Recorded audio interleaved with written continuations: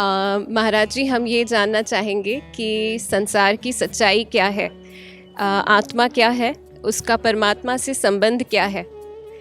Please इस पे रोशनी दीजिए। नारायण आप सभी को। हमारे आदि गुरु शंकराचार्य ने किसी का भी खंडन ना करते हुए अपने मतों को स्थापित किया वेदों के माध्यम से। और हम सनातनियों के लिए वेद ही भगवान है, यानी जो वेद की आज्ञा है वही हमारे लिए स्पष्ट रूप से भगवान की आज्ञा होती है। और हमारे वेद में कहा गया है, अर्ध श्लोकेन प्रवक्ष्यामि यदि उक्तम ग्रंथ कोटि भी ब्रह्म सत्यम जगद मिथ्या जीवो ब्रह्मैव न परा तेन वेद्यम साक्षादमीत वेदांत टिंटिमा। अर्थात जीव और ब्रह्म में किसी प्रकार की हमारे में भिन्नता नहीं दी गई है और जीव और ब्रह्म एक ही हैं। और इस जगत को हम लोगों ने, हमारे शंकराचार्य भगवान ने और हमारे वेद ने झूठ ही बताया है। और हम लोग अष्टांग योग के माध्यम से उसी गुरुकुल पद्धति से आगे बढ़ते हुए चल रहे हैं और उसी पद्धति पर हैं। और ये विखंडन का ही एक स्वरूप है कि आज हम लोग नाना प्रकार से ये जो अलग अलग हो गए हैं, नाना प्रकार के पंथों में हम लोग भ्रमित हो गए हैं। ये सब हमारे मन का भ्रम ही मात्र है। कारण हम लोग किसी वस्तु को जब तक अच्छे से जान ना सकें, समझ ना सकें, तब तक उस पर हम आख्यान नहीं दे सकते।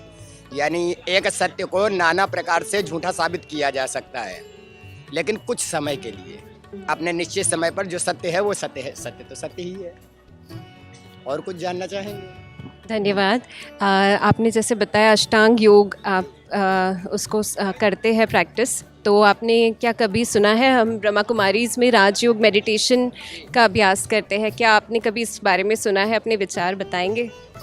हाँ, अब आपके अनुरूप में मान लीजिए, इससे पूर्व हमारे साथ में एक बार आप लोग मान लीजिए कन्नौज में आए हुए थे, फूलमती में, वहाँ पर मिले थे, तो आपकी एक स्पीच हुई थी। तो उसमें आपने एक मत दिया था कि शिव और शंकर को आपने जैसे अलग अलग कर दिया था। तो हमारा कहना है कि जैसे स्त्री है और विवाह के पश्चात वो औरत हो गई तो उसको भिन्न नहीं कहा जा सकता। और हमारे वेदों ने ऐसा ही कह रखा है। यानी हम अलग अलग रूप तो देखते हैं देवों के, ये हमारी श्रद्धा के अनुरूप बने हुए हैं। वास्तविक तो परब्रह्म एक ही है ना, इसमें कुछ विचार ही नहीं है और किसी प्रकार का भ्रम ही नहीं है। लेकिन अज्ञानतावश हम लोग इसमें भ्रमित हैं। तो हमारी विखंडता का एक प्रधान कारण तो यही है।